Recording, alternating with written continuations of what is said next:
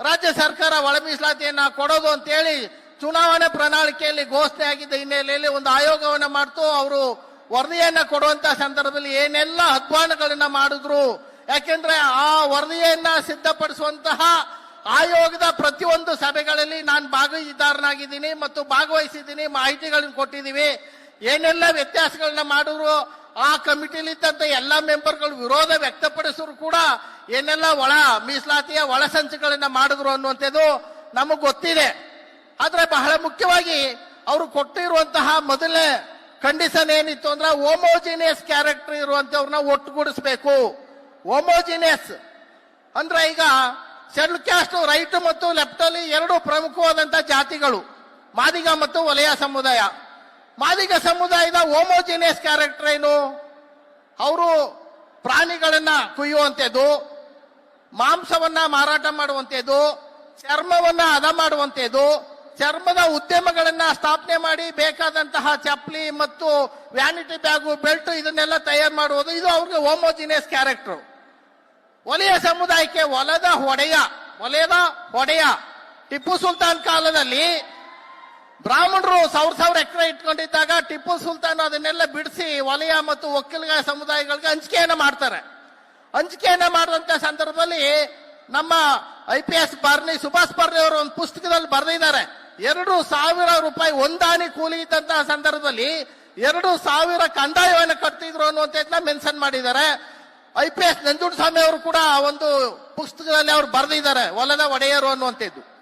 ಇಲ್ಲಿ ಬಹಳ ಮುಖ್ಯವಾಗಿ ಹೊಲದ ಒಡೆಯರು ಅನ್ನುವಂಥವ್ರು ನಾವು ಕೃಷಿಯನ್ನ ಅವಲಂಬಿಸಿದಂತೆಯವರು ಥರ್ಸ್ಟನ್ ಅವರು ಮತ್ತು ರಂಗಾಚಾರಿ ಅವರು ಮತ್ತು ಮೈಸೂರು ಗೆಜೆಟಿಯರ್ ಹಯವದನ್ ರಾವ ಆ 3 ರಿಪೋರ್ಟ್ಗಳಲ್ಲಿ ಕೂಡ ಕೃಷಿಯನ್ನ ಆಧಾರವಾಗಿ ಇಟ್ಕೊಂಡಿದ್ದಂತಹ ಮುಖ್ಯಸ್ಥರು ಯಾರಿದ್ರು ಅವರನ್ನ ವಲಯರು ಅನ್ನುವಂಥದ್ದನ್ನ ನಾವು ನೋಡ್ತೀವಿ.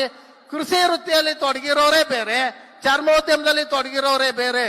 ಆದ್ರೆ ನಾಗಮೋಹನ್ ದಾಸು ಹೋಮೋಜಿನಿಯಸ್ ಕ್ಯಾರೆಕ್ಟರ್ ಇರುವಂತಹ ಜನವನ್ನ ಒಟ್ಟುಗೂಡಿಸಿ ಅಂತಂದ್ರೆ ಸುಮಾರು 1,38,000 ಜನ, 1,38,000 ಜನರನ್ನ ಇವರು ತಕೊಂಡೋಗಿ ಅಲೆಮಾರಿಗಳ ಗುಂಪಾಗ್ತಾರೆ. ಯಾರ್ಯಾರನ್ನ ಹಾಕ್ತಾರೆ? 16 ಜಾತಿಗಳನ್ನ ತಕೊಂಡೋಗಿ ಹಾಕ್ತಾರೆ. ಇವರು ನಾಗಮೋಹನ್ ದಾಸ್ ಆಯೋಗದ ವರದಿ ವೈಜ್ಞಾನಿಕವಲ್ಲ ಅನ್ನೋದಕ್ಕೆ ಹೋಮೋಜಿನಿಯಸ್ ಕ್ಯಾರೆಕ್ಟರ್ ಇರೋರ್ನ ಒಟ್ಟುಗೂಡಿಸೋ ಬದಲು ರೆಟ್ರೋಜಿನಿಯಸ್ ಕ್ಯಾರೆಕ್ಟರ್ ಇರೋಂಥವ್ರನ್ನ ಒಂದ್ ಕಡೆ ಹಾಕ್ತಾರೆ. ಬಹಳ ಆದಿಯ, ಬಿರ್ಲಾ, ಬಕ್ಕಡ ಹೀಗೆ ಸುಮಾರು 16 ಜಾತಿಗಳನ್ನ ತಗೊಂಡೋಗಿ 1,38,653 ಜನರನ್ನ ಅಲೆಮಾರಿಗಳ ಗುಂಪಿಗೆ ಹಾಕ್ತಾರೆ. ಎರಡನೇದು ಬಹಳ ಮುಖ್ಯವಾಗಿ ಪರೆಯನ್ನು ನಮ್ಮ ಸಿದ್ದಯ್ಯ ಸಾಹೇಬರು ಈಗಾಗಲೇ ಹೇಳಿದ್ರು. 2,58,915 ಜನ ಅಲ್ಸಾರ್, ಅಸ್ಲವಾರ್, ಮೊಗೇರ, ಪರೆಯನ್ನು ನೋಡಿ. ಅಲ್ಸಾರ್ ಅಸ್ಲಾದು 9,924 ಜನ ಇದ್ದಾರೆ. ಅಲ್ಸಾರು 710 ಇದ್ದಾರೆ. ಮುಗೇರ 87,117 ಇದ್ದಾರೆ. ಪರೆಯನ್ನು 1,61,164 ಇದ್ದಾರೆ.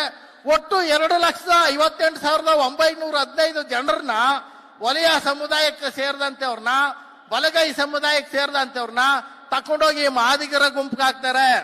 ಆದಿ ಕರ್ನಾಟಕ, ಆದಿ ಆಂಧ್ರ, ಆದಿ ದ್ರಾವಿಡ ಇದು ಜಾತಿ ಅಲ್ಲ, ಜಾತಿಗಳ ಗುಂಪು. 1922ನೇ ಇಸ್ವಿಯಲ್ಲಿ ತಮಿಳ್ ಮಾತನಾಡ್ತಾ ಇದ್ದವ್ರನ್ನ ಆದಿ ದ್ರಾವಿಡ ಅಂತ ಮತ್ತು ತೆಲುಗು ಮಾತನಾಡ್ತಾ ಇದ್ದವ್ರನ್ನ ಆದಿ ಆಂಧ್ರ ಅಂತ ಹೇಳಿ ತಮಿಳುನಾಡು ಗವರ್ಮೆಂಟ್ ಒಂದು ಆದೇಶ ಮಾಡುತ್ತೆ.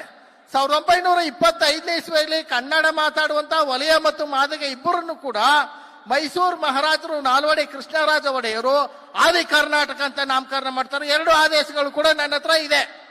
ಆದ್ರೆ ಇಲ್ಲಿ ಆದಿ ಕರ್ನಾಟಕ, ಆದಿ ದ್ರಾವಿಡ ಒಳಗಡೆ ಇರುವಂತಹ ದತ್ತಾಂಶಗಳನ್ನ ಕ್ರೋಢೀಕರಿಸಿ ಎನ್ನುವಂಥದ್ದು ಅವರು ಕೊಟ್ಟಿರುವಂತಹ 5ನೇ ನಿಬಂಧನೆ. 2011ನೇ ಇಸ್ವಿಯಲ್ಲಿ 29 ಲಕ್ಷ ಆದಿ ಕರ್ನಾಟಕ, ಸುಮಾರು 8 ಲಕ್ಷ ಆದಿ ದ್ರಾವಿಡ ಅಂತ ಹೇಳಿ ನೋಂದಾವಣೆ ಮಾಡ್ಕೊಂಡಿದ್ರು. 37 ಲಕ್ಷ ಅಲ್ಲಿರುವಂತಹ ವಲಯ ಮತ್ತು ಮಾದಿಗರನ್ನ ನೀವು ದತ್ತಾಂಶಗಳನ್ನ ಕ್ರೋಢೀಕರಿಸಿ ಅಂತಂದ್ರೆ ಇವರು 4,74,954 ಜನರನ್ನ ತಕೊಂಡೋಗಿ ಒಂದು ಗುಂಪನ್ನ ಮಾಡಿ ಇಲ್ಲಿ ಆದಿ ಕರ್ನಾಟಕ, ಆದಿ ದ್ರಾವಿಡ ಬರ್ದಿದ್ದವರೆಲ್ಲ 100ಕ್ಕೆ 100 ನಮ್ಮ ಸಮುದಾಯದವರೇ. ಯಾರು ಕೂಡ ಅವರು ಮಾದಿಗ ಸಮುದಾಯದವರು 63 ಸಂಖ್ಯೆ ಮಾದಿಗ ಅಂತಲೇ ಬರೆದ್ರು. ಆದ್ರೆ ನಮ್ಮ ಸಮುದಾಯದವರು ಸ್ವಲ್ಪ ಪ್ರತಿಷ್ಠತೆ ಇರೋಂಥವ್ರು ನಾವು ವಲಯ ಅಂತ ಬರೆಯೋದಿಲ್ಲ ಅಂತೇಳಿ ಆದಿ ಕರ್ನಾಟಕ, ಆದಿ ದ್ರಾವಿಡ ಅಂತ ಬರ್ಕೊಂಡಿದ್ರು. ಇದು 4,74,954, 2,58,915, 1,38,000 ಇಷ್ಟನ್ನು ಸೇರಿಸಿದ್ರೆ ನಾವು 38 ಲಕ್ಷಗಳಾಗ್ತೀವಿ. ಅವರ ವರದಿ ಪ್ರಕಾರನೇ 38 ಲಕ್ಷ ಆಗ್ತೀವಿ. 38 ಲಕ್ಷ ಆಗುವಂತಹ ಈ ಸಮುದಾಯವನ್ನ 30,08,000ಕ್ಕೆ ನಮ್ಮನ್ನ ಲಿಮಿಟ್ ಮಾಡಿ ಜನಸಂಖ್ಯೆ ಹೇಗೆ ಹೋಗ್ಬೇಕಾದಂತವ್ರನ್ನ ಬೀಗೆ ತಳ್ಳುವಂತಹ ಕುಯುಕ್ತಿಯನ್ನ ಸನ್ಮಾನ್ಯ ನಾಗಮೋಹನ್ ದಾಸ್ ಅವರು ಮಾಡಿದ್ದಾರೆ.